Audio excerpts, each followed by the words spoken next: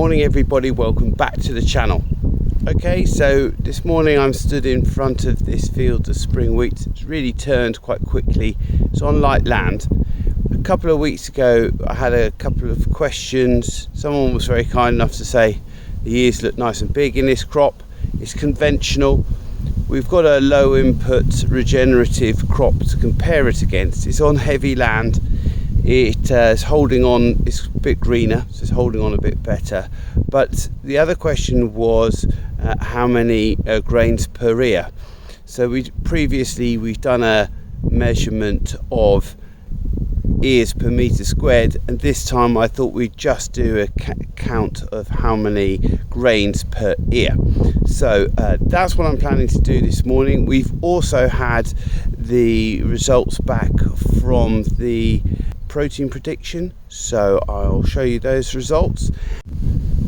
So as you can see, it's pretty well turned now. If you go into the base, there is some bit of green leaf still around, but it really has turned. I have to admit to being quite disappointed with Mullica compared to Lennox. Definitely doesn't fight disease quite as well. So if I just take it, I'm just going to take 3 random ears. Look at that, how wet it is. It just pulled, couldn't snap it off, it just pulled straight out of the ground. So there we go, I've got 3 ears.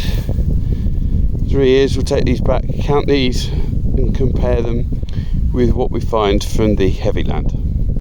Okay, so now you can contrast the previous light land field with this heavy land field. You can see it's still quite green, holding on to the moisture, and as you can see from the cow parsley in the crop, this is the low input system. So as you can see, it's not too bad a population, still quite green leaf here. Heads are a little bit shorter in length, they're not quite as long. Also they were for a long time quite twisted. I was worried about that. We have had to come back for a wild oat spray, as you can see here.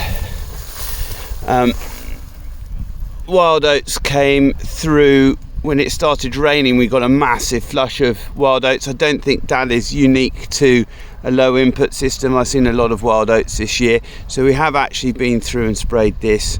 At the top of the field, hopefully you can see it up there, where there's some compaction, we've had there's some daisies have popped out, but otherwise the field isn't too bad. Just trying to zoom out again. So as you can see, looks like we're due more rain. We had quite a lot yesterday. So I'm going to take 3 of these heads with me, and they are quite a lot shorter. There's 2. I'll take those. And another one from down here. Let's take should we take this guy? Again, pulling out by the roots. Roots, I wouldn't say they're quite fibrous, those roots, so not too bad. But we have 3 heads here, so we'll have a count up and compare, see where we are for a yield prediction between the conventional and the low input. Back to the office. So as you can see, the regenerative seeds are a lot greener, and my impression is that they're a lot larger, whereas there's a lot more pinch grains in the conventional system. But interestingly enough, when we compare the numbers, the regenerative heads achieve 52, 42, 33 grains, giving an average of 42 grains, and the conventional achieved 46, 36 and 56, giving an average of 46.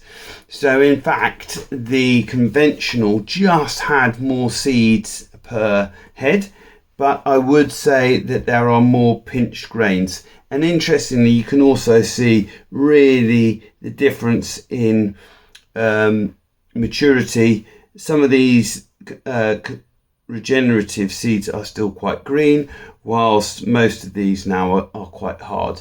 And interestingly, as we saw in the protein analysis, both sets are projected to achieve the same rate of protein.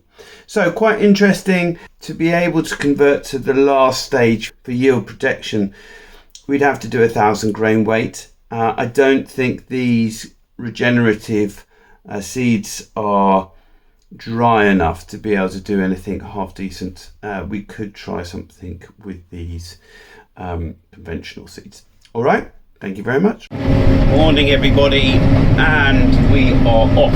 So combining conventional, and it's coming in at, let's just see here, spot rate of 8, but if you have a look there, the average is just over 9 tonne we're making, so really pleased with this. It also looks really good sample, so fingers crossed. So as you can see from John Deere's Ops Centre, we've averaged 13.3% moisture for an average dry yield of 8.4 tonnes per hectare and a total tonnage of 468 tonnes. A good start for the first 3 days of harvest 2023. So there you are everybody. Thank you very much for watching. Please give us a thumbs up, subscribe and click on the bell to get notifications of when our next video goes live. Hopefully it'll be in harvest, but time will and weather will only tell. Thank you very much. Good luck everybody. Stay safe. Bye.